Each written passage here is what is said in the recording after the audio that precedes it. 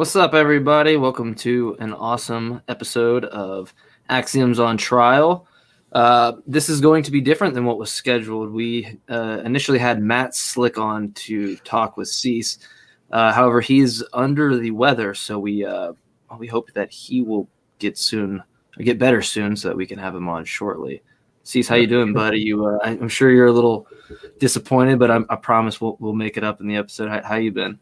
Doing okay. I'm a little bit under the weather myself, but I was hoping to still have this conversation. I feel like everybody's getting sick. I've been sick on and off for a couple of weeks, but hopefully, maybe by Monday or sometime next week, we'll hear back. And hello to everyone in the room that's joined us tonight. Yeah, I see Kat, No Hair, David Gonzalez. Thank you guys for coming in. And I'll have to give Matt his credit. Something Alex Malpass even said in one of their discussions. He puts himself out there. Like he doesn't have any problem with that. He's not worried about embarrassing himself or anything like that. He sticks to his guns. So we appreciate that. And I say that because I genuinely do know that he would take the offer up if it was possible for him too. So, Matt, if you're watching or anything like that, we hope you get better, and we hope to see you on soon. That said, we changed schedules, and now we are going to do something that Cease kind of brought to my attention, which is the Miracles video by Inspiring Philosophy, which I know you're familiar with, and I'm familiar with, and I'm sure some people watching are all too familiar with. I'm not that familiar with it. Like I watched it for a little bit, some of his other videos. I feel like his channel is something that we're gonna come back to every so often. Yep. I have some real problems with the way that he approaches his questions and the things that he says and presents his arguments. I think are painfully misleading. So I think probably next time we talk about it, we'll probably deal with his videos on consciousness and the soul and mind. But for now, I wanted to sort of just talk about the Miracles one because I feel like it's more accessible. Yeah, I actually have 3. Possibly we'll cram 2 of them into the next one. I have it scheduled for. He has a video called "Is Faith Blind?" I was going to do that video at some point, but we might be able to, depending on how well we do, merge those or do them separately. Because when Cease brought it up to me, I was like, I know you want to do this. I want to do another video because in the same fashion that you were bugged about these videos, I was about the other one. So we'll get around to those. And nothing against the person. Obviously, we don't attack the person at all. But the arguments, if we think they're kind of trash or garbage, we'll kind of go through and explain why that's. I'm sure he's a nice person, and I would be happy to have him on the show if he's interested. But as far as like the ideas and the arguments, I can't. I have to say, be honest about what I think about it. Yeah, exactly. But it's never personal. Yeah, we throw out that it's never personal because I think we all have the same passion for truth. Whether or not we might respect each other's methodologies is a different question. But at least we all are attempting to care. Which I know that there's a lot of people in our lives that none of these kind of questions ever go through their mind. So we have at least that in common in that sense. But moving on, do you want to just go ahead and dive into it, or do you want to give them a little kind of what you felt when you watched part of it, or how do you want to attack this? I'll leave this in your corner. Well, I'll say one thing and then we can go into it. Sure. It reminded me of something kind of funny that I realized when I was at school. I mean, I'm still in school, but that I was talking to my peers about this, and their description of their experience of philosophy is one of almost like healing, and like they enjoy sort of the process. Sure. Much more than me, because I love philosophy. It's been my life. But more often than not, what I experience is frustration at the bad ideas that I'm being exposed to. Sure, and I could mention, I asked for clarification, especially for the people watching. You come from a background. Your father's a philosopher, isn't he? Yeah, he taught philosophy, for many years. I started reading philosophy, being interested when I was probably 15 or 16. Didn't really get into like seriously into it until I was like 19, probably. Sure. But on and off, I've been reading it consistently for many, the majority of my life now. Like, well, not the majority, but a long time. Yeah, what feels like at least. What feels like a lifetime. But I've noticed that where my attention goes to quicker is what I disagree with, as opposed to what I agree with in any particular reading that I'm doing. And yeah, so within this, that's the fun part, right? For it depends on the person, because for me, I definitely recognize that there's a lot of frustration on my end, more so. Like, I mean, I still love it; it's still what I love to do, but it's almost like an OCD thing, where it's like when I see something that I think is irrational, like I have to point out, and it's not like an ego thing. It's just like, this isn't right, and this shouldn't be out there presented in this way. It's hard to put it into words exactly. I don't know if I'm making sense here, but no, you are. Well, let's put that into words, and let's put that to the test in that sense. For people watching, we're going to, if you just kind of tuned in live, the title of the video is "Are Miracles Even Possible?" And I'll self-admittedly, for majority of these videos, I typically try to not watch them ahead of time. Unless it's like I watch this video and I want to do it on the show. Same with Cease. Sometimes we might just watch, at least for me, I would watch like 2 minutes of this specific video and was like, yep, okay, I don't want to watch anymore. I already know that I can just go off the cuff on this. So sometimes we'll do that, but we'll be upfront about whether or not we've dissected this. Generally, we just kind of get together and just slop it together, which I think is a more fun methodology to do. But the title of this video is "Are Miracles Even Possible?" And I guess we'll go ahead and start it if you're ready. We'll just pause it whenever. I'll pause it sporadically. Just let me know if you feel we should stop it. Sure.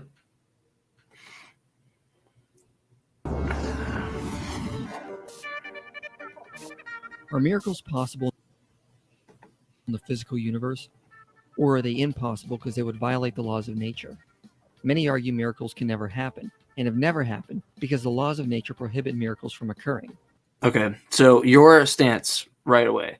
Do you think miracles are possible? They contradict the natural laws in some way, maybe a Hume standpoint. What's your take on this? I don't agree with Hume, but at the same time, I don't really know what is meant by miracles. I don't think it makes conceptual sense to just say that something just happened. If something like a resurrection or healings or virgin births are possible, I think they would fit within the natural order of things. We just currently might not understand how those processes work. Sure.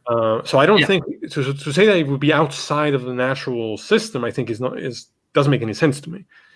And I actually, we kind of talked about this behind the stage a little bit, was that the way I thought about that too was you could convince an atheist, let's say you convince an atheist that Jesus came back from the dead. So we have some way of saying that.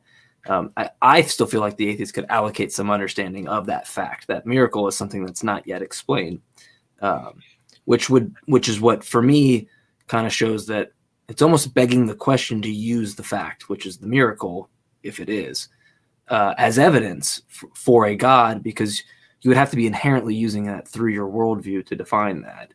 And anybody could agree on that fact potentially, such as the atheist in the predicament that I previously said, is that they could both agree, hey, this fact exists, but in that worldview of applying it to, well, Jesus is God, to me, that's inherently begging the question. What do you think about that? No, I think I more or less agree. I also think there's a difference between it being possible in a sense that purely out of an epistemic technicality, which means we don't we can't possess all knowledge, so there's always a gap where what we don't have explanations for could lie. Sure. But that's different than saying we actually have good reasons to actually believe that it's possible or actual. Anything is possible in that sense. But it's just like, what is the evidence that suggests that it's actually something we should believe in? And I think one of my problems with the religious discourse is that often theists will respond to us by saying, well, you demand evidence, we provide you with the evidence, and then you reject the evidence. But what they fail to understand is that it's never evidence you're providing. It's always, you already have a worldview that you want to be true. And then you take certain observations that can be explained in many other ways. Sure. Ways in which are more grounded in things that are observable and testable and repeatable and are more trustworthy. Yep. You choose the least likely explanation, claim it's the most likely one, and then are surprised that we reject it. Yeah, and I actually equate that to what I call the sales pitch, because without that miracle sales pitch, all you have is just the claims, right? Right. It's just another claim that I see no reason to believe in. And it's not that I'm coming from a place of I don't want any one thing to be true. If real evidence was provided tomorrow that Christianity was real or that Islam was real, like actual evidence, well, then I would convert and I would do so publicly. Sure. There's many times where, it probably would have helped, me psychologically to deal with some things had I been religious and had that comfort or certainty about certain, about claims about afterlife and things like that. Religion could have been useful for me in certain ways had I been able to believe it. And I wanted to. So it's not like I have this bias, I just want to be sinful, and so I reject God. I think that's all bullshit. Sure. I am convinced where the evidence lies. And what religious people call evidence is never up to my standards whatsoever. All right, let's continue on. The philosopher David Hume was said to have settled this centuries ago in his essay Of Miracles, where he taught, a miracle is a violation of the laws of nature, and as a firm and unalterable experience has established these laws, the proof against the miracle, from the very nature of the fact, is as entire as any argument from experience can possibly be. So I wanted to pause it here for a second, just with the Hume thing, because from my understanding of Hume, what he's basically got three arguments against the credibility of miracles, which would be, one would be in principle, that it's unbelievable. One would be in practice, that it is untrustworthy, and the third would be that in religion it's self-canceling. You mentioned earlier, and I know we're doing frequent pauses here, but I think that these points are kind of really relevant since Michael's trying to make a reference to Hume, which a lot of atheists cite. What you already said, you kind of don't agree with Hume, so let's kind of dissect that in a quick sense. Like, are you going to take the same stance as Hume here, and should that be relevant to Michael's argument? No, I agree that miracle claims are completely unreliable, and there is no reason to believe them.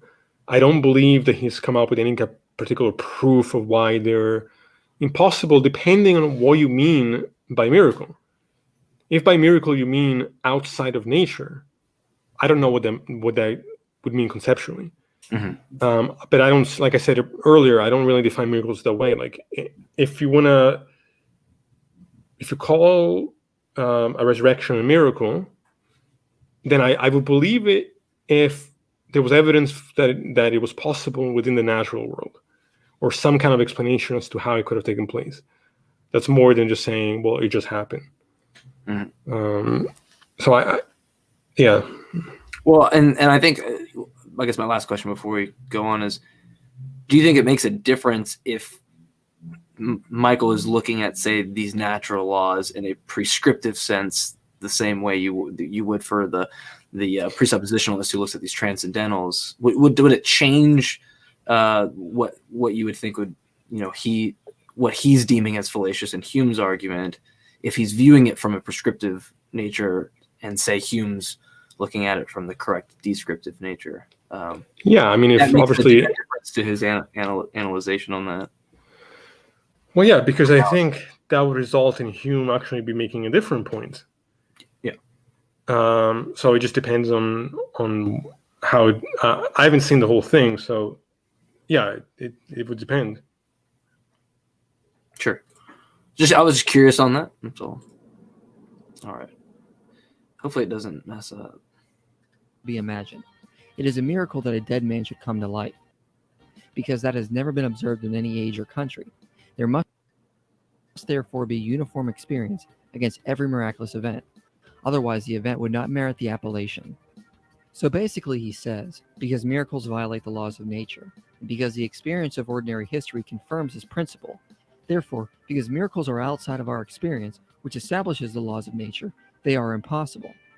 But if you look closely, you'll see there are numerous problems with this line of reasoning.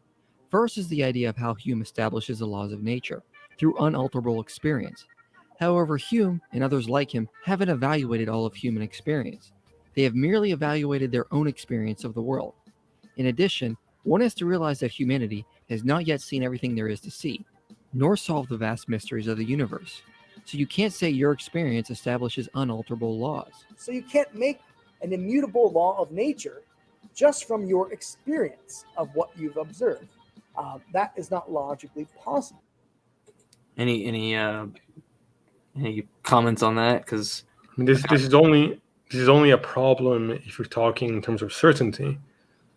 If you're talking in terms of what is reasonably the case given the available tools, then again, in general, I actually agree with what you're saying in the sense that, like I was saying earlier, yes, there's an epistemic technicality there where, because we don't have all knowledge, there are gaps in our knowledge, and potentially some of these things that we've never seen or have reasons to believe in could have happened or could happen in those spaces. But that's a very different claim than saying, therefore we should believe any one thing. Having gaps in our knowledge doesn't itself provide a reason to believe anything. I'm okay with saying there's certain things we don't know, and there is mystery, and there are things we can't access. The problem is that then religious people want to take that observation and use it to support worldviews that it doesn't support. Sure. You can go from a place of mystery to a place of making claims about nature or what is real and otherwise. So how could Hume say that his experience excludes the possibility of miracles, especially when not everyone agrees with him? If human experience, which includes all humans, establishes the laws of nature and establishes they cannot be violated. Yeah, and I think I want to point out right away to kind of point out why I don't really I love Hume, but I don't agree with him either here, because even if we were going to say that his interpretation is correct and Hume is saying, actually, I don't think Hume is saying this. That's specifically why I clarified that even if we grant, because I'm not really convinced Michael's interpretation of Hume is correct. I think he's more presenting arguments against the credibility. My thing is this: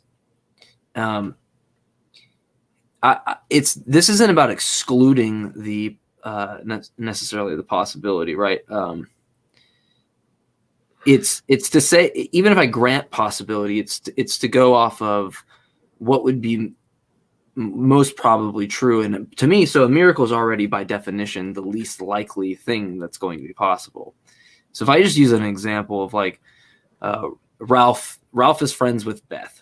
Okay. Beth has come to realize that Ralph has told Beth lies or has been wrong, and to which she's determined has been about 10% of the time. We'll just say roughly, right?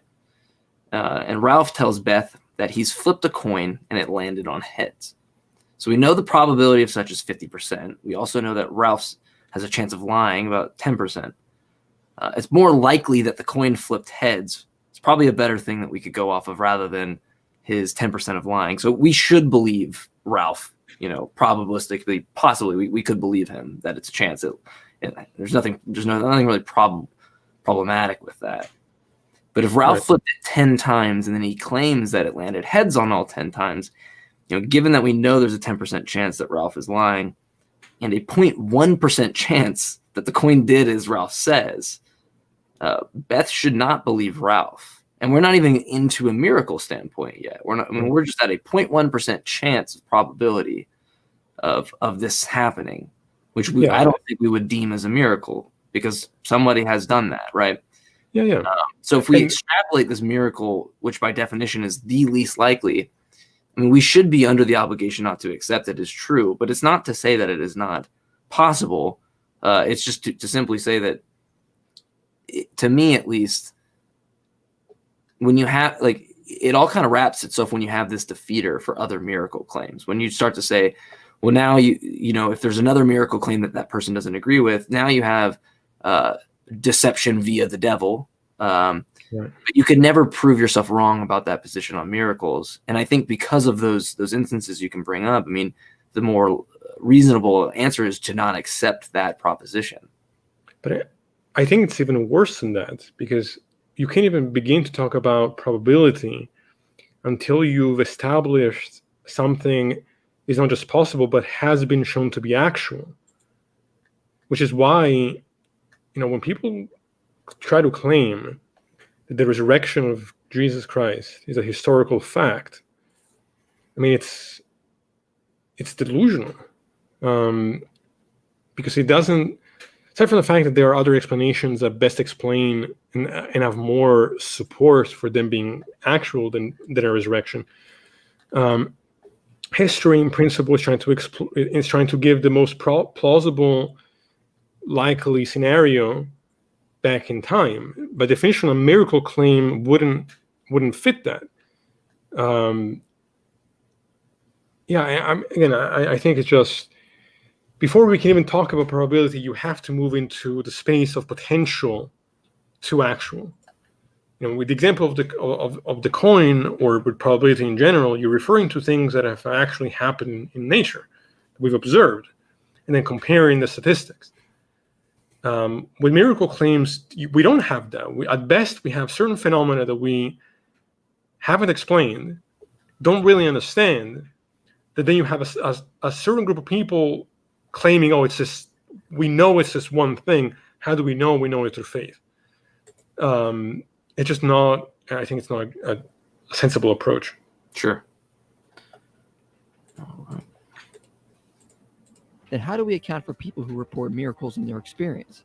How can Hume say a dead man rising has never been observed in any age or country if people have reported this event and do not share his experience? Because I would just cite the miracle Fatima on that. That's just really bad logic there, where you could say people have reported something and therefore it must be true, but that's just a whole different thing to go down. Their uniform experience. Go ahead. Yeah, I think Hume is talking about observed in the specific scientific sense, not just reported. Of course, because he would know that people have reported all kinds of stories. But he's talking about actually establishing that is something that's scientifically possible and it has happened. Yeah, I would agree, especially from an empiricist sense. Right. He's confused about the word there, observed. Contradicts Hume's, and therefore all of human experience doesn't establish miracles can never happen. In fact, polls across the globe suggest that 1/3 of all people have had a spiritual experience, and therefore human experience has not established that. Do we hit our first ad populum fallacy? Yeah, but again, people can believe. The issue is not what people believe and what people report. The issue is, how do we figure out whether those reports are true? Because we know, based on neuroscience, psychology, and all these things, that people can be misled and mistaken, and their senses and perceptions can fail. In fact, do fail. Again, I think that the type of testimony matters, the type of claims matter. It just seems weird to me, because it's like, I could go pull out a bunch of people right now, and they're going to, I'm going to get 90% people probably where I live. It has no It's not indicative of the truth in any sense. But the thing is, if people can be mistaken about memory with things that are as basic as what a person looked like or when something specifically happened, why should we assume that the testimony wouldn't be that much more unlikely in the context of something supernatural and types of phenomena that people can be easily be mistaken about? Like there's many examples of miracle stories that then got exposed or debunked, or like you said, the miracle of Fatima, and there are other ones too. Like, I don't know, it's just not. That miracles can never happen, unless you do as Hume did and assume all reports of miracles are lies in order to say miracles do not happen. But that would be arguing in a Did Hume say that they were all lies? Anyway. Circle. As C.S. Lewis said, we must agree with Hume that if there is absolutely uniform experience against miracles, if in other words, they have never happened, why then they never have. Unfortunately, we know the experience against them to be uniform only if we know all reports of them are false. And we can know all reports to be false only if we know already that miracles have never occurred. Couldn't we use the same logic of reports with alien abductions? Sure, but again, this is just pointing to the fact that we don't have complete knowledge. Well, but so if I just take this, and we know that all reports to be false only if we already know that alien abductions haven't occurred, right? Couldn't I just use that for that? And we know that all reports to be false only if we already know that Sasquatch never existed. We could use that for anything. Yeah, so I'm saying, couldn't you via reductio just use that logic with anything? But you could use that. You could use that for reports of people having the experience of certainty that there is no God. Like you get some, some sort of like awakening of being alone in the universe. Whatever weird. What about miracles? What about if we know all reports to be false of people saying that miracles are false? It just seemed like that logic seems so weird to me. The thing is, obviously, we can never know any of these things, and the problem is that you have miracle stories in every religion, in every context. You have prophecy that Christianity and Islam can't both be true, and yet you have both Muslims and Christians arguing about the truth of their religion using the same type of tactics. Sure. I mean, obviously, there are certain differences in the claims, but the ways in which they support these ideas and claim that these things are facts is always the same. Well, yeah, I mean, you could look at Satya Sai Baba, who has many miracle claims, and some of which you could go right now onto the internet and go look at. But I guarantee you they wouldn't be satisfactory to the people that claim miracles of their specific worldview. I mean, so you have millions upon millions of miracle stories, most of which aren't even acknowledged by the public. I mean, I think to quote, I think it's Sam Harris or Hitchens, it's like they don't even merit, a special on the Discovery Channel, and then they're usually confined to whatever geographical location and are presented biases to people of other miracle claims in different geographical locations, and it just seems to have a very common thread between the discrepancies between the two. And yet someone like Sai Baba had literally millions of followers. Not 500 eyewitnesses, which even I dispute that claim to be accurate anyway, but literally, I think something like 1 million. Like, I'm not even exaggerating. He had some kind of celebration and people from all over the world showed up. Well, he performed his own surgery on himself too, as well. And people in that realm, if it was successful or not, could claim that as a miracle, but it wouldn't be satisfactory to the people that also claim miracles are true. And that's kind of the inherent problem that I see in it, especially when you define these miracles as necessitating a supernatural intervention, because then of course you've defined them as a necessary proof of God. Right. And when those miracles defy the laws of nature, in that sense, then I don't think Hume's argument is actually fallacious by any means, if it's confined specifically to these violations of what we what we see would be a contradiction or something like that when you really package it in that kind of a box. But for the most part, yeah, I don't really agree with what a lot of Hume says in some aspects against the problem of miracles. But if we do package it in that sense, then I don't, if you are going to define these miracles defying the laws of nature, then yeah, I think his argument stands in some senses. In fact, we are arguing in a circle. This is why atheist John Ehrman wrote a short book called Hume's Abject Failure, where he boldly opens with, Section 10 of Hume's inquiry concerning human understanding is a failure. Oh, so now we got to, even this atheist disagrees with Hume, which we've already said we disagree with Hume. He shows with Bayes' theorem that Hume's argument doesn't work. Hume is simply presupposing miracles cannot happen in order to say miracles cannot happen. The argument is an abject failure. One of the points he brings up is the fact that contemporaries of Hume responded to him with the example of a prince from a tropical climate who has never seen ice. By Hume's logic, he is correct in believing there is no such thing as ice from just hearing. No, I don't think that's what Hume is saying. it's not what he's saying. Plus, he's just completely missing what is implicit understanding of ice. So like it would you could use this for a solar eclipse, right? I mean, it would if you define your miracle in that sense of which someone hasn't seen but others have. I don't see how that. Of course, that works for you in the context you want it to. Right.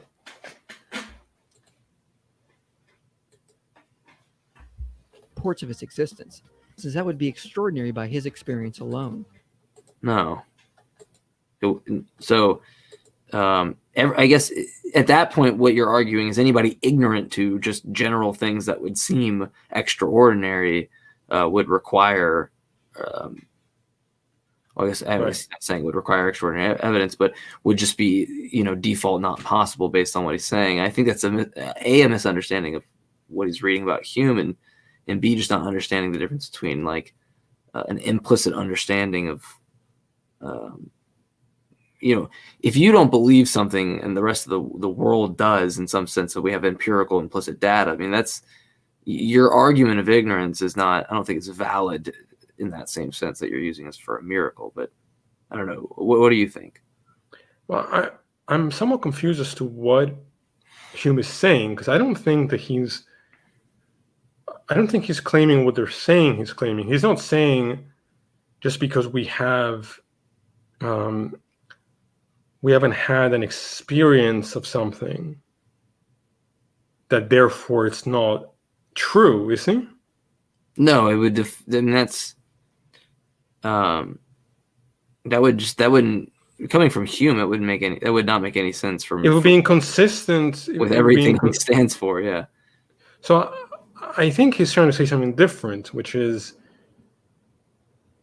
I don't know. What do you think he's trying to actually say? Are you talking about in regards to the ice thing is mentioned by the author there, but I guess what they're referencing is what they're trying to do is they're presupposing the fact that he thinks it's by default not possible. If Hume is saying that it is impossible, but this is where I go back to, if it defies the laws of nature, then sure, I don't think his arguments are fallacious. I think it depends on how miracles are being defined in that context. Right. I think right. So I think what he's referring to is that point right there that you just brought up, is the idea that something could happen without explanation, that could happen outside of the laws of nature, whatever those laws are. I think is what he's saying conceptually is incoherent. Because what sense does it make to just say something just happens? Sure. So I think he's saying that miracles, that concept of miracles is impossible. Well, he's not saying that miracles in the context that we've defined it, like that it would be within the laws of nature. Yeah, exactly. That's how I see it. And from that standpoint, I wouldn't think what he's saying is fallacious. But I think if I use the example, cease to know as a son of a father, and somebody had no experience, they never saw like a son, When you're a kid, you don't understand the concept of that your parents had parents, right? Like, no, that blows your mind as a kid. The first, like, you had parents. You hear an old person that had parents. Their ignorance of not understanding that isn't some extraordinary thing, right? But if I say Cease is the son of a god, you're not going to believe me on that claim. Most people aren't. In the same realm that maybe someone who is ignorant of being a son of a person dependent on their knowledge of that. The same way, I think ice, them not being relevant to or being privy to understanding the concept of ice, I think is the same kind of concept. Is that that's not extraordinary in any sense. Right. You might not believe it, but it's not like that person could not. It's not that person couldn't conceive of such. To say you're the son of God, and then you don't believe me, but then I say that the miracle is the fact of you turning water into wine. So Cease turned water into wine. You might attribute that as the extraordinary evidence for the miracle claim. And I think that's kind of the problem that's being missed there, is that when you're saying like this person doesn't have any reference of what ice would be, I just don't see where that's not an implicit understanding of your experience. I don't see how somebody could have an experience of something and not be able to conceive of that as probable. Well, it's a bad analogy, because the issue is not what the thing is. The issue is claiming that this thing happened without a possible explanation. So it's not the concept of ice.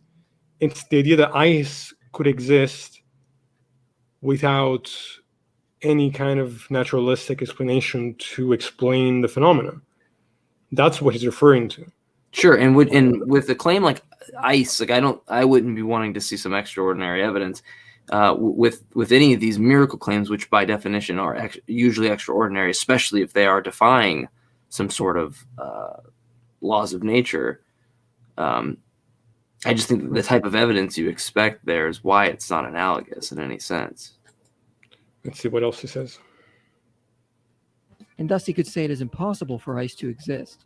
Hume's only response to this was to claim that ice was not outside of all human experience, but Ehrman responds to this attempt by pointing out there was a time when all human experience was limited to a small group that arose in Africa, and no one had experienced ice then. So by Hume's logic, ice would violate a natural law, since it was beyond uniform human experience at that time. And this is the exact same problem one has when they apply Hume's reasoning to reports of miracles. So ice would be against the laws of nature from what they understand, right?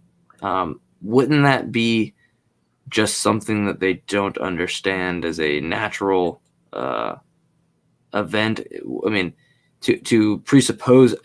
I get that what they're trying to draw there, but it's almost like you're trying to say that the people would view that inherently as a miracle or some sense. Or do I have that wrong? No, I think they're not understanding that Hume is coming from an empirical point of view. They're defining human experience entirely differently. What he's saying is that our understandings of the laws of nature arise from our experience. So empirically, we see the uniformity of nature, and we figure out the way in which reality seems to function. That's what he's referring to. He's not saying that just because you haven't experienced something, that it couldn't exist. He's saying whatever. How do I put this? I didn't really realize he was going to go so far into Hume with this. I thought he was just going to get into why miracles are possible, but I guess we're not that far in there yet. Yeah, it's like I said earlier, I think they're just defining the terms differently. They're talking about different things. I think they're talking past each other. Sure, I think, and that's why I'm having a difficulty, is that my understanding of Hume on this isn't that, and so it's hard for me to try to argue from the standpoint of what he's interpreting Hume. Wait, Hume, I also don't agree with Hume's standpoint on this necessarily. I don't really understand. I think it depends on what he's trying to say. I think if he's saying that miracles would have to fit within what's possible to experience. So if we did experience a miracle, it would fit the larger picture of what physical laws are, and it would just be encompassed in that system. Mm-hmm. Then then it would exist. What he's arguing against is the idea that a miracle is a violation of physical law. Yeah, he's saying that it wouldn't make sense. We couldn't conceive or experience such a thing, and that conceptually it's vacuous. So that's what Hume, I think, is implying. They're talking about different things. If you say miracles cannot happen because uniform human experience excludes miracles, and you exclude all reports of miracles as false because you know miracles do not happen, then you are just arguing in a circle. In doing so, one starts with a belief that miracles do not happen and jumps to the conclusion that miracles do not happen. I'm trying to see if you could reductio this. You could just go, miracles happen, because from his standpoint, miracles happen. God exists, therefore, I don't see how it's not circular from his worldview, because, and this gets to me, to what I was saying earlier about how miracles can't be used as evidence for the God, because to me it begs the question to interpret a fact under a specific worldview. Right. If we agree on the fact, because you have let's say miracle X exists. Yeah, well, miracle X exists. That's a fact. And then you're saying God exists because of the miracle, right? Therefore God exists, or whatever. To me, it just seems like, or Yahweh exists. I don't see how you could use that fact as that when somebody else could clearly deny that, or say that it's something that's not yet explained. Maybe there is a natural explanation for that. It doesn't actually. To me, it just highlights that underdetermination problem of just. Yeah, but that bothers me less, because I care about what the evidence for said miracle would be. Because ultimately, there's always going to be different types of explanations we can use, but we can reasonably prefer one explanation over another.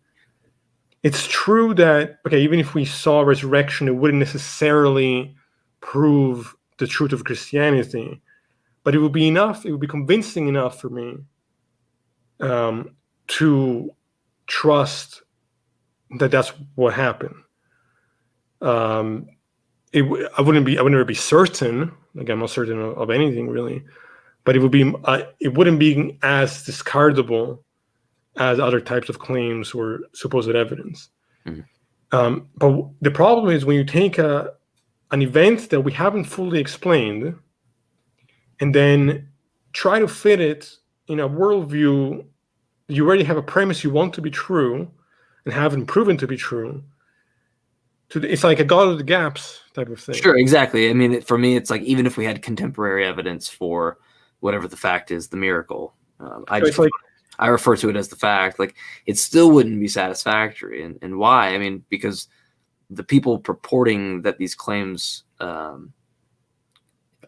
true, at least for the miracles, they're seemingly deathly afraid to look for any non-miraculous explanation. Like, there's no urgency for falsification. To understand, because I feel like they understand how detrimental it would be to hold on to the illusion of a miraculous event, looking for something that would be a defeater for it in that sense. Here's a good example.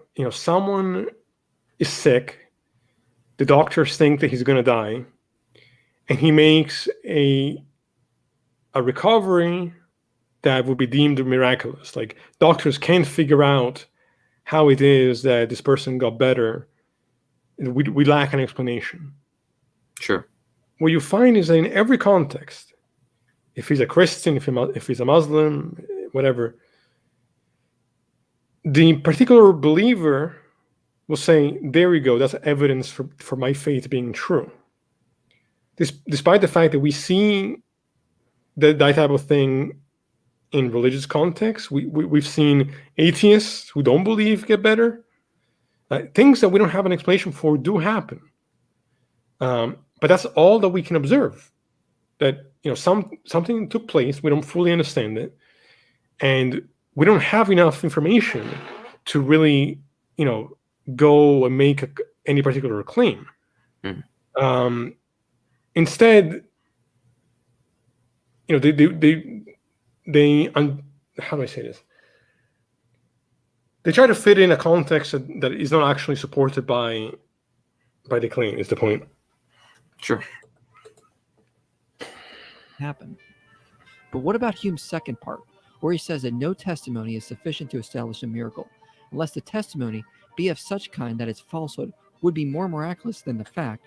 I would say no testimony is sufficient to really establish any fact. I mean, you tell me you have a dog. I mean, I have the implicit understanding that you have a dog, and I'm willing to accept that. Right. I'm not certain about it. And I think that's kind of a problem, is the certainty aspect. But testimony is not a good way to establish, is not sufficient to establish really any fact. It could be used as part of the evidence, sure, but the anecdote of testimony is not more evidence, right? Oh, because again, testimony is incredibly unreliable, even in non-supernatural contexts. Exactly.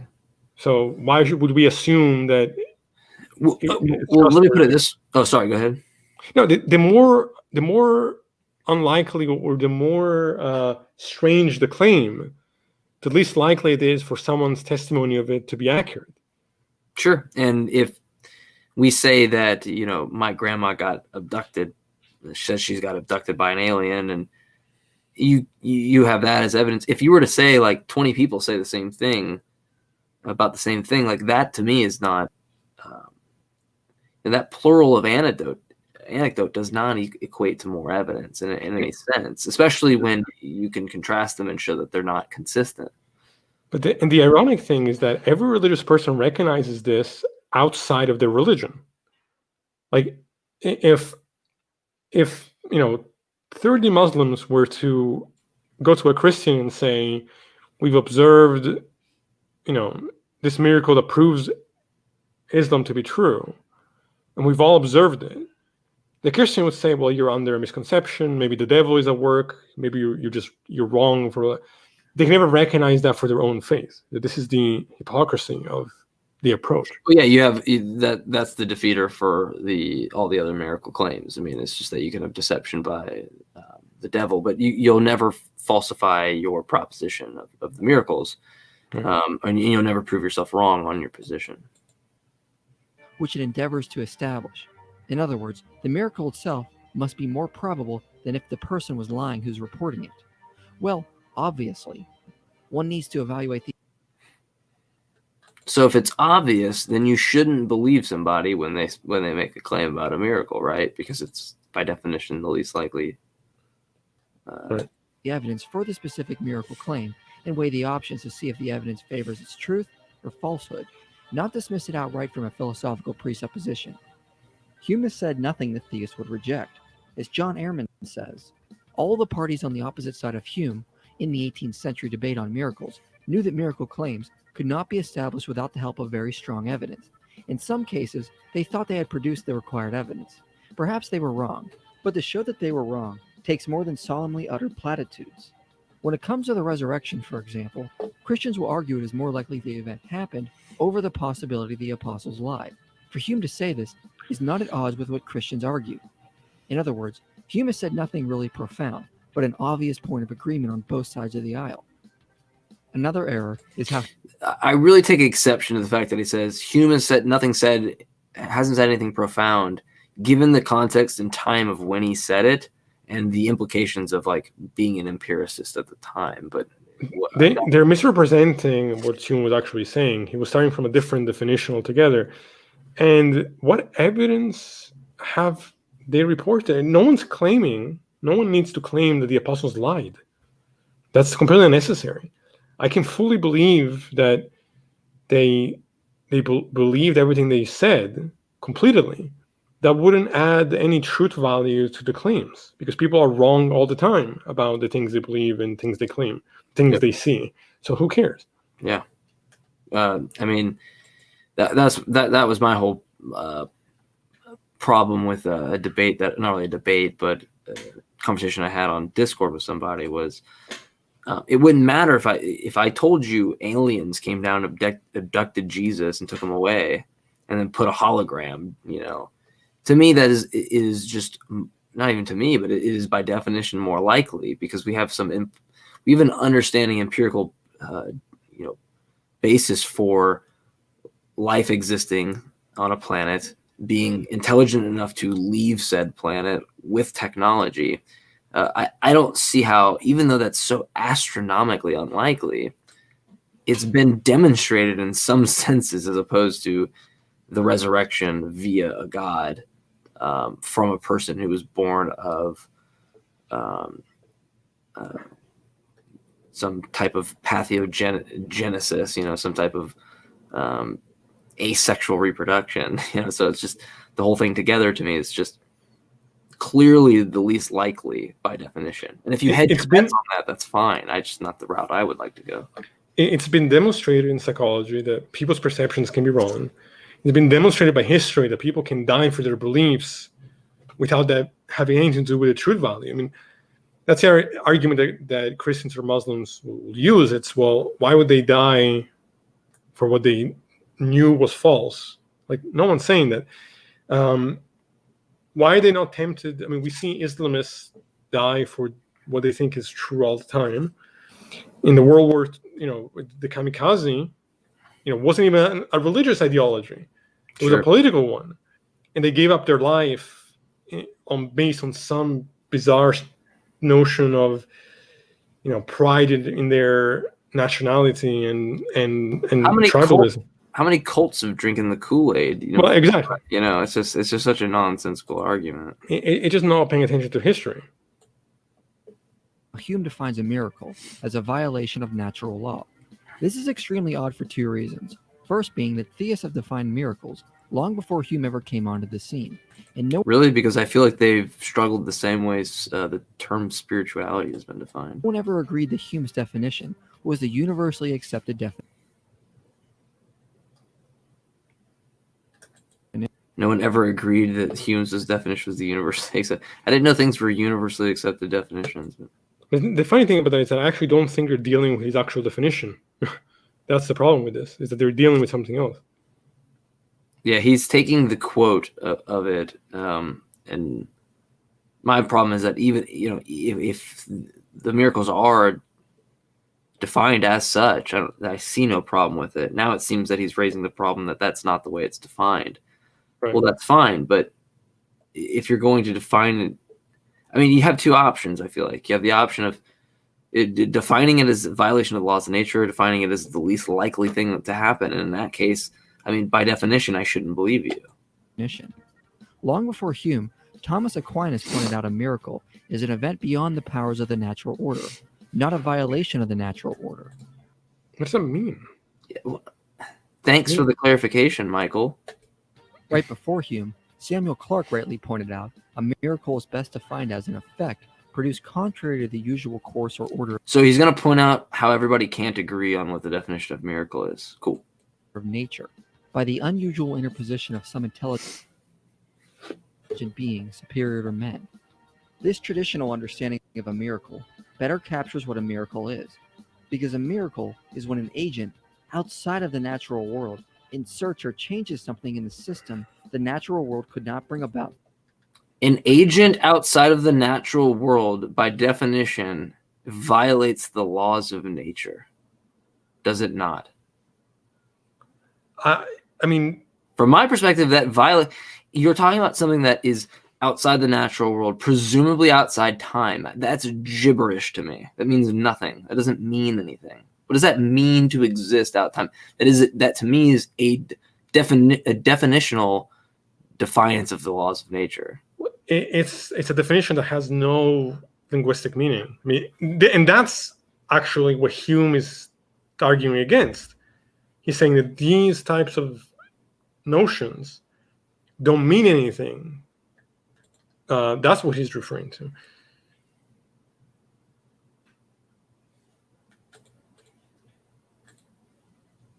Through its own regularity.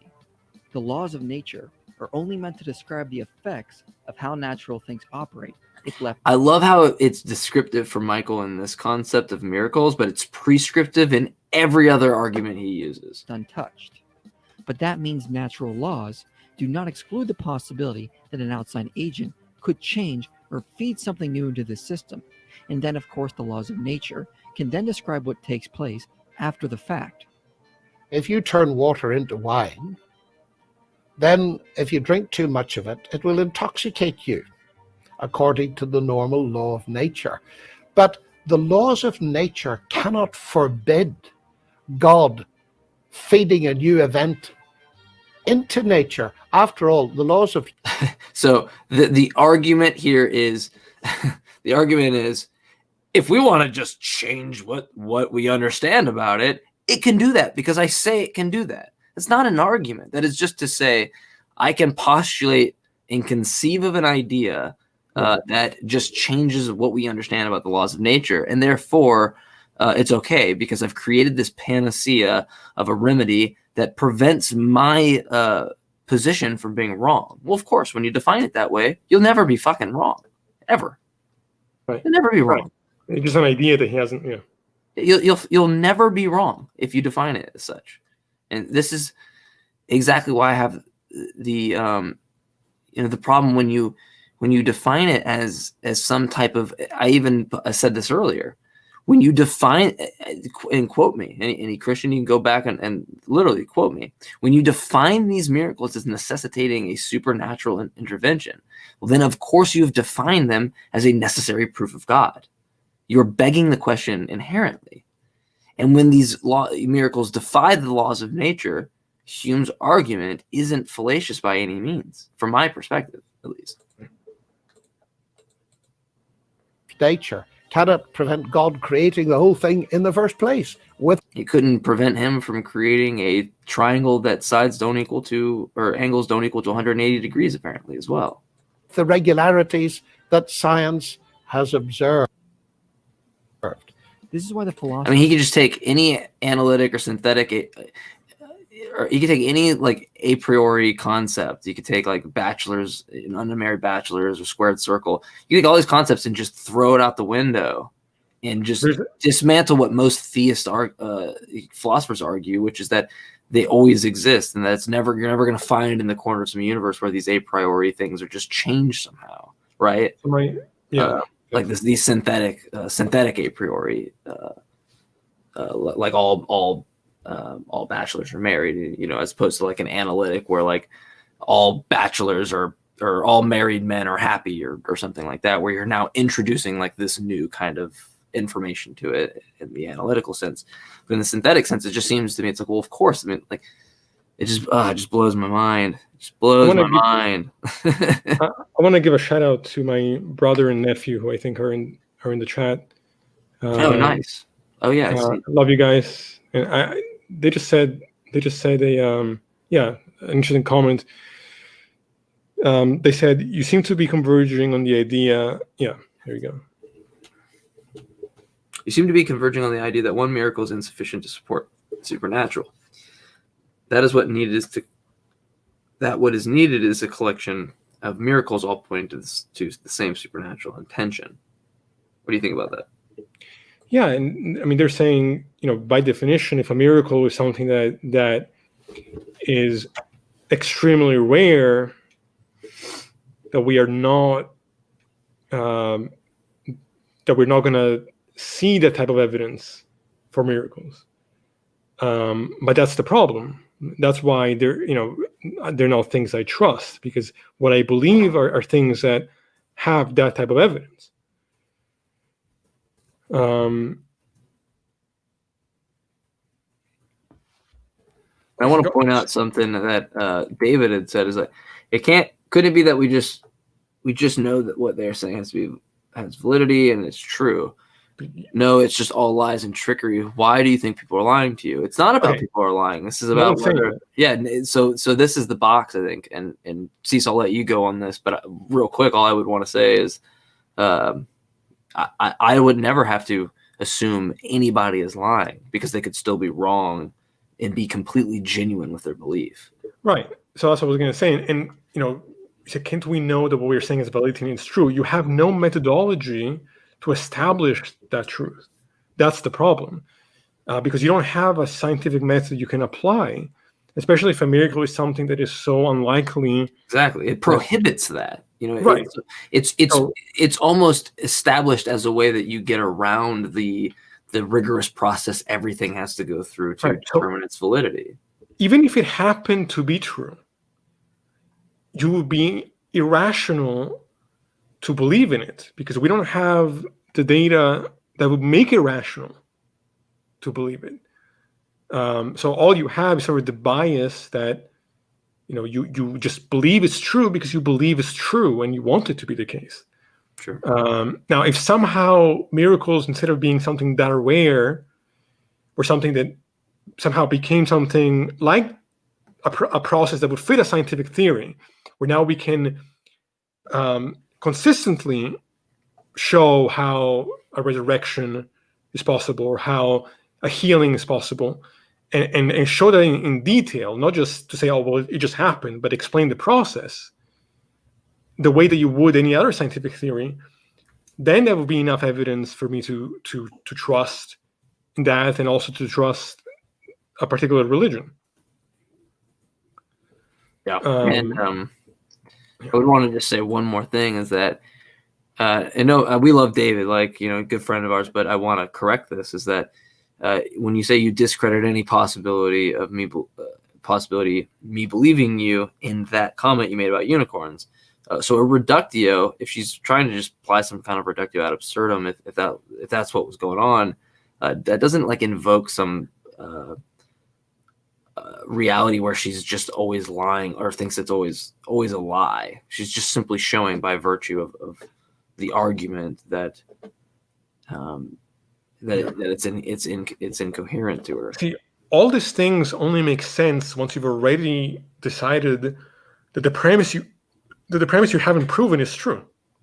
So, of course, if you decided that the Bible is the Word of God, then you're going to say that.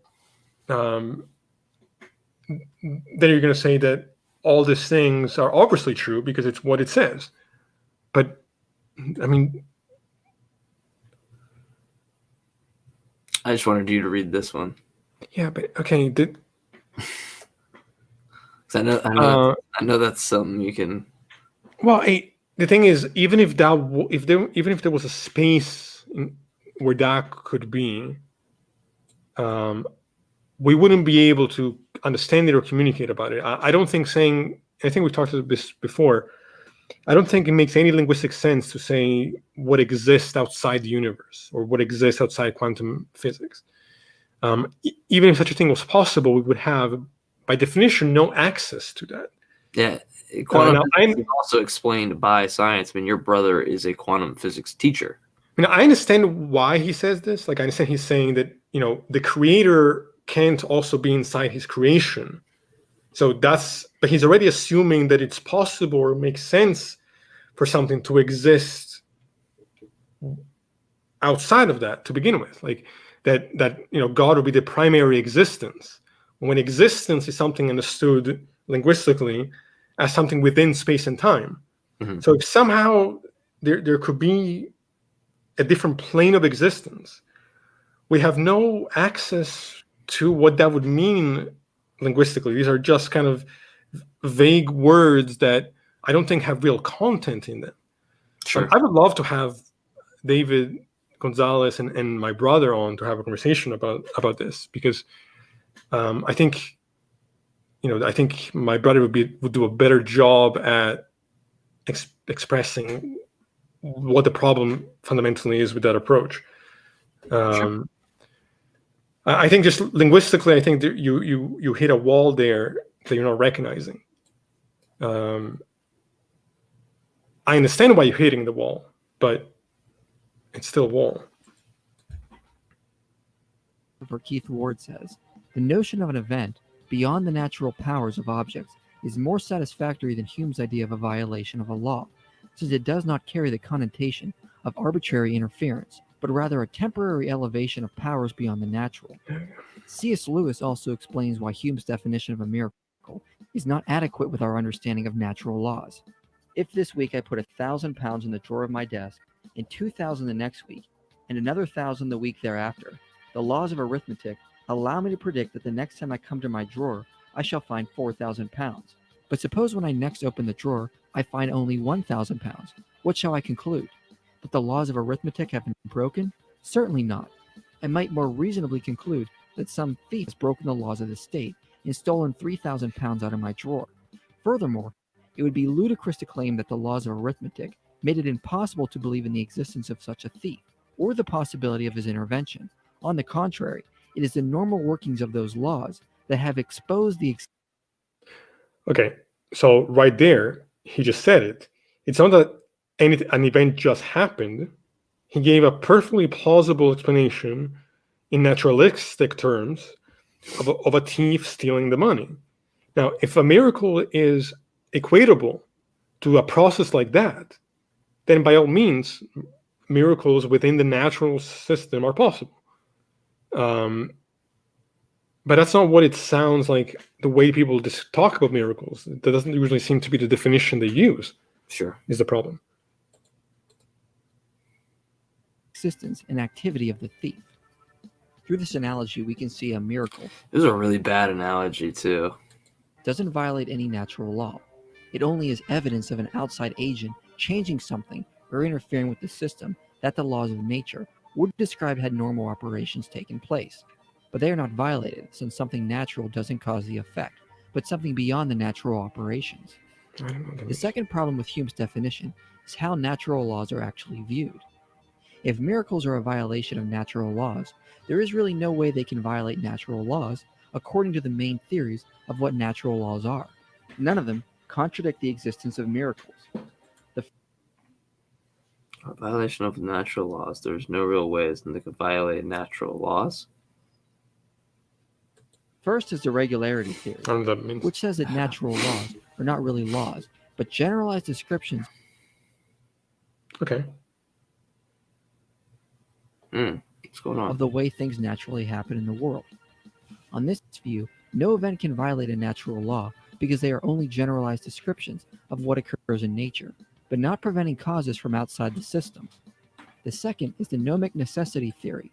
Yeah, but there are logical contradictions and impossibilities based on such that you throw in the same basket of where miracles can occur in some cases. But again, sure, but also if this was a definition of miracles that religious people would want to use, something within the natural system, then it's just natural.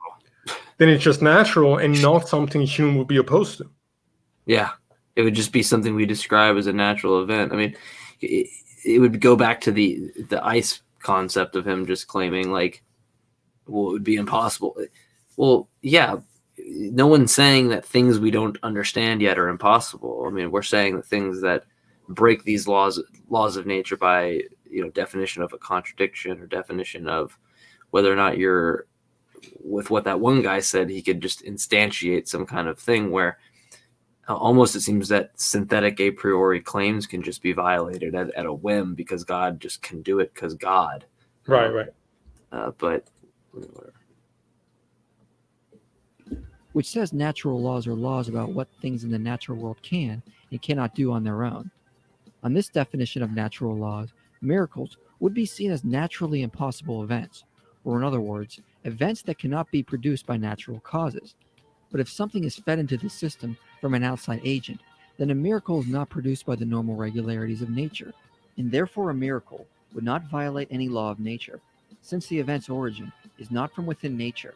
And this theory only says... I'd have to look more into these gnomic necessity theory and stuff, but my problem with it is that the one that he cites about the descriptive element could still hold the same concept of that things can and cannot happen based on these descriptions, right? That is utterly meaningless, that definition right there. It doesn't mean it to... Wait, what could be meant by existing outside of nature? This is just... they're just words not well thought out, just thrown together. It's like saying, well, God did it. God is mysterious. That, that's all that you need to know. It's like, but by nature, we mean everything possible within reality. That's what we mean by nature. So how could something be outside of that, but also be part of reality? It's by definition, it's incoherent. So that just, it's a little, what I call it is the little hiding place where all your inconsistent ideas can go and hide, even though they're in plain sight. It's just not understanding what is meant by nature. Nature is whatever is the case. But natural things can I did and not mean cannot to do do that. on their own. The third theory is called the causal dispositions theory, which says that natural laws are metaphysically necessary truths about what causal dispositions are possessed by various natural kinds of things. So, for example, with this theory, a natural law would state water has a disposition at sea level to freeze in sub-zero temperatures. If an outside agent prevents water from freezing at negative 10 degrees, the natural law is not violated because it would still be true, naturally speaking, that water would still have such a disposition when it is not interfered with. A miracle in this theory would be an event from causal interference with a natural propensity from an outside agent, but that would not remove its natural disposition. In a similar way, if I were to prevent the water from freezing by keeping it in motion, that would also not mean the disposition of water has been violated, just that an outside agent is interfering. So with Can you use the analogy of an outside thing within nature as opposed to the analogy you're trying to make, which is an outside thing outside of nature? Yeah, I mean, it's entirely inconsistent. You want to say that this God exists outside of nature and then claim that simultaneously he can interact with nature. And then, okay, fine. You want to say that he's intervening. You have to explain, the way in which he intervenes would have to have a natural explanation for it to just not be something that just happens. It doesn't make sense. I don't know. I just feel like I'm repeating myself at this point. It's just... Well, yeah. So my problem with this is that we are almost done with the video, and he hasn't talked about why miracles are possible. He's just trying to defeat arguments of why they're not possible, right? Wouldn't it just be better to show why they're possible? I mean, I can make any claim. I can make any claim that we can't disprove. Okay, and there in no way is a reason to believe it. So, I can't disprove God. Doesn't mean I have any good reasons to believe it. I can't disprove an afterlife. Same thing. It's to me. It's just it's almost a shift of the burden of proof. But miracles do not violate natural laws, and Hume's definition is inadequate. The traditional definition better fits with the description of a miracle and how natural laws are defined. Yeah, and this is where we have the huge problem when an agent outside of the natural world inserts. So whenever I can do whatever I want, then miracles exist. That's how I read that. I literally read this as whenever I can just decide whatever works, then that's a miracle. And that just sounds like horseshit to me. It just sounds so sloppy. Of course that works for you when you've defined it as such, and when you've defined this supernatural intervention as a necessity for the evidence of God. I mean, it's just begging the question. But it's worse than that. It's a sentence that has no content. It doesn't mean anything to say outside of the natural world. To exist outside the natural world is a sentence that has no linguistic meaning. I might as well say, the number 7 is green. Yeah, literally. And this is what Wittgenstein talks about when he's talking about language games. That people put words together, they think they're saying something, but they're not. It's flawed. It's bad. It's really bad. More importantly than all this is how modern science doesn't prohibit miracles. It was once thought the universe was set up with deterministic laws that could not be violated. But since the advent of quantum mechanics, we now know the universe is probabilistic, not deterministic. No.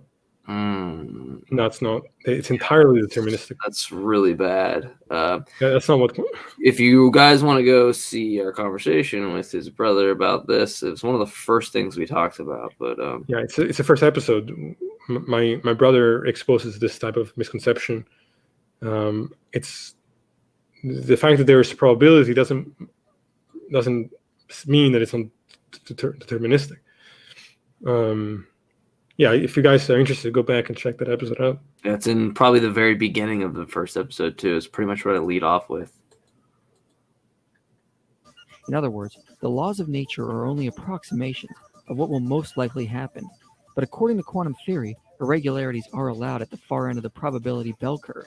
Notice how all of this is just a giant panacea to make like retrofit this to work. Deviations from the ordinary workings of nature are permitted. They are just very highly improbable and would rarely occur. As Dr. Mark Worthing says, science, at least to the extent that it is influenced by quantum mechanics, is no longer so certain as to what can and cannot happen. No, it's understanding. It's having the understanding of what will happen and what wouldn't happen at the given time. Like it's not understanding like the interference pattern or things like that, right? I wouldn't want to speak for any quantum physicists like Michael likes to do, but I do urge people to go back and watch that. But also, again, why do you talk about probability when they haven't shown a miracle to actually be actual in existence? You can't do that. It's only possible in the vague sense that we don't have full knowledge of everything. That you can say that about anything. Exactly. So most things will fall within the general range of everything that happens, but then very strange events are actually permitted within the. And this is what they call these spooky things from a distance, but they're just not understanding it. You're also a philosopher of science, scientist. You're not a quantum physicist. Quantum world. For instance, that table would be permitted to just start floating without violating any laws of nature, but it's very... No, it wouldn't, because on a macro level, that's not how this works. It's entirely not analogous in any way, and that's actually a textbook definition of a composition division fallacy.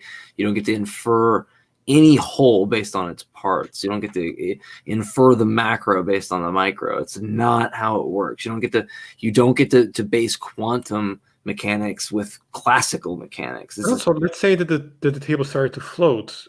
What grounds would you have to build any worldview based on that? Like that wouldn't. Yeah. You're still in the waiting room to see the doctor. You know, you're still like not at Christianity or whatever religion you hold to, or even theism at that point. But also, you haven't even established that what is taking place is happening outside of nature, or is a suspension of nature of any kind. It's just we don't know what's going on. It's sure. The most you can do. I watched an awesome Star Trek episode last night, and they go down and they have. So there's this this planet that's set up where they can't violate any law, and like once someone does, they're put to death. No questions asked, but they're super like nice, and you wouldn't expect this kind of a thing. But it's the reason why they're nice, because they believe in this thing that is a god. What they don't know is it's just this alien technology, like this big thing that they can't really conceive of, that they can't explain, and therefore they've deemed it, as such. Right. And Data sits down, who's an android, sits down with Picard, the captain, and he sits down and goes, someone goes, well, what would a god even be? And he goes, well, anything that's an advanced life form could be sufficient to somebody as a god, depending on your, essentially where your standards of evidence are. And it's so true in that sense of that you can clearly define these, or you can have these events happen like the table get up, right? But if that's sufficient to you, it's sufficient to you. I think that's just a poor exercise in standards of evidence at that point. Yeah. Very, very, very, very, very, very, very, very improbable that will happen. But there's a difference between improbability and violating a law of nature. And so that's the difference we're trying to emphasize here, is when the laws of nature become statistical, you have that space at the end of the bell curve that's open for very strange things. So there is nothing impossible according to the quantum nature of the universe for natural anomalies to exist as possibilities. That would be perfectly consistent with natural law. No Sure. Yeah. violation would have to happen. And that's kind of what I went into earlier, is that how you can't use these as evidence for a God, because I could simply use the fact, or what you call a miracle, to convince a pantheist or an atheist of the same fact. Like the Christian, the pantheist, and the atheist both believe in whatever the miracle is. You might not define it as a miracle, but we both agree it's a fact. For the Christian to allocate that fact as evidence for God, the atheist could allocate that understanding of the fact as an anomaly or something not yet explained, which is why I think it would be inherently circular reasoning to that to your worldview. But the thing is, apparently in the time of Jesus and even now in some places in India, etc., miracle stories are not this rare occurrence, right? That's the issue, is that if it could be shown this to not just be a rare occurrence that we have no way to dissect, and something consistently observable, the way that supposedly would have been for the people of the first century, then they would have a stronger claim for what they're saying. But we would have to have a methodology to study these things scientifically. Just hearsay that some people think they saw something, is nothing. Again, nobody has to think that anybody's lying. In response to what David Gonzalez said earlier, nobody has to refer to anybody lying. People are wrong all the time. Sure. And we're about done with this video. Hopefully he wraps this up. If God wanted to use one of these opportunities, although very rarely, to do extraordinary things, Keith Ward. What's funny is that I actually just was reading in my biology textbook about the raft spider that walks on water, and I would be curious to see what the miracle would be, right? If Jesus walked on water, would it be that a miracle that a human could not break those hydrogen bonds the same way that the raft spider can't? Or the fact that it's not necessitated on any of those hydrogen bonds at all for it to walk on. It's like at what level are we getting to with what the miracle is? Is he not technically violating the laws of nature because he's doing as what the raft spider would do, or is he violating what prevents the raft spider from sinking in order to achieve it? It's like I just think when you really analyze these things even deeper in like a reductionist sense, that you just see how absurd a lot of these things are. I think dissecting his other videos will probably be more interesting to people than this one, because I didn't realize how he's not really saying anything in this video. Yeah, I agree. I think we've covered pretty much what we can get. We're at the 130 mark too. Yeah, I think his videos about consciousness and the things he claims about that, or why religious belief is somehow more reasonable and the norm. Like he has a bunch of videos that deal with those things. I think that will be more interesting for people listening, and for myself as well, because I only saw 5 minutes of this. I expected him. I expected him to go into more detail as to actually make a positive argument for miracles, as opposed to just saying, well, it's possible because we don't have full knowledge of everything. I don't know. I apologize for anyone that maybe might have. No, we hit the 130 mark. We tried to not make this over. Like our typical thing is about an hour at the short end and an hour 30 at the long end, depending on whether or not it's good. If we have say we have Matt Slick on here on Monday, and it feels like it can go on and they want to keep going, that's where I'll chime in and ask them, and we'll keep it going. But typically we'll probably keep it to around this time, just to be consistent and not overwhelm people. It might be better for us maybe to start watching these a full ahead of time, because potentially, we're getting timestamps. That's for sure. Yeah, because I kept waiting for the argument to start, for the thing to shift somewhere. Instead, he just repeated the same thing for 20 minutes. And I'm curious if let's see, we have 1 minute left in the video. Do you think in that 1 minute he actually goes through it? Yeah, probably. Yeah. But anyway, I hope people still found this interesting. I don't know. Sure. Yeah, I think the consciousness one and the faith one will be really good to do. We do apologize to anybody that wanted to see Cease and Matt, if that's what they were expecting to see, and they took something out of their day to do that. We apologize, but that will be soon. Matt is a man of his word. I know that. I can give him credit on that. Anything you want to mention before we sign out tonight? No. Hopefully, I get to talk to Matt soon. I'm sad as well that we didn't get to today, but hopefully he feels better soon, and that's a conversation I'm excited to have. And, sure. Thanks everyone for joining in as always. Yeah. Thank you everybody. Thank you, Kat, David, your nephew, right? Our nephew. I think my brother was. Your brother. No Hair Mama Bear. Anybody that stopped by, we appreciate it. I will say, David did say in the comments that he does want to come on to talk to your brother, so we'll book that. We'll book that at some point. We have a book show for next Saturday. It will be about the consciousness or about the faith, depending on, probably more so the consciousness one. If David wants to come on that day, we can get to both Davids, then we'll allocate that first, and we'll definitely do that. So if you're subscribed, just know that sometimes we will last minute change something potentially, but the content's going to be roughly the same, so nothing to worry there. But yeah, guys, we appreciate you guys tuning in, and we hope to see you next time. Everybody be safe, and make sure, like I said last time, probably left some people in the dark. Someone messaged me about why I said to wear your seatbelts at the end of the last one. I got into a car wreck, and car got totaled because of somebody on the road that's not very good at driving and doesn't know how to merge into lanes. So that said, please wear your seatbelt, everybody. Be kind to each other, and your next day is not guaranteed. So yeah, everyone be safe. See you. Bye, guys.